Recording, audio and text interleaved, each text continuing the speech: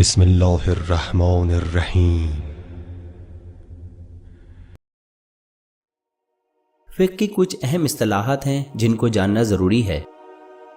واجب یعنی لازمی یا ضروری، ایک ایسا عمل جس کا انجام دینا لازم ہو، مثال کے طور پر پنجگانہ نمازیں، رمضان کے روزے وغیرہ۔ واجب عمل انجام دینے کا اجر ہے، لیکن انجام نہ دیا تو گناہ کہلائے گا۔ مستحب یعنی ایسا عمل جس کو انجام دینے کی بہت زیادہ تاکید کی گئی ہو۔ مستحب عمل انجام دینے کا اجر ہے، لیکن اگر انجام نہ دیا جائے تو گناہ نہیں کہلائے گا۔ مثال کے طور پر نماز کے لیے اذان و اقامت کہنے کی بہت زیادہ تاکید ہے، اور اذان و اقامت کہنا مستحب ہے۔ حرام ایسا عمل جس کو انجام دینے سے سخت منع کیا گیا ہو۔ اگر عمدن یا جان بوجھ کر یہ عمل انجام دیا گیا تو یہ گناہ کہلائے گا، لیکن اگر اس عمل کی انجام دہی سے بچ گئے تو اس کا اجر ملے گا۔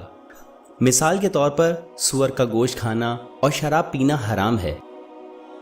مکروہ ایسا عمل جسے اسلام میں ناپسند کہا ہو، اگر اس عمل کو انجام دیا جائے تو اس کا گناہ نہیں ہوگا، لیکن اگر اس سے بچا جائے تو اس کا اجر ملے گا۔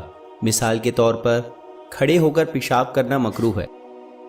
مباح یعنی ایسا کام جس کی اجازت ہو، اس کے کرنے میں یا نہ کرنے میں کوئی گناہ ہے اور نہ کوئی اجر، مثلا بولنا، چائے پینا، گیند پکڑنا وغیرہ وغیرہ۔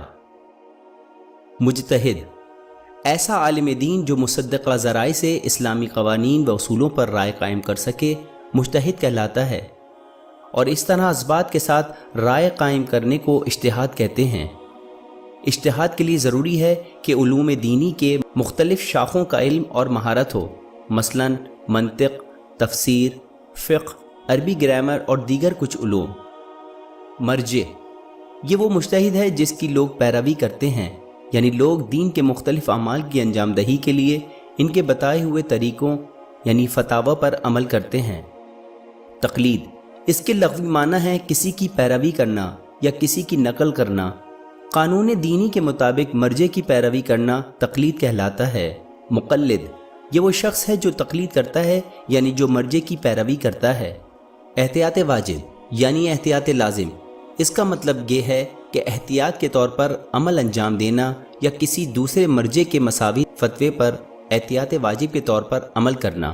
احتیاط مستحب اس کا مطلب ہے کہ پیروی کرنے والے کو احتیاط مستحب کے طور پر عمل کرنا ہے۔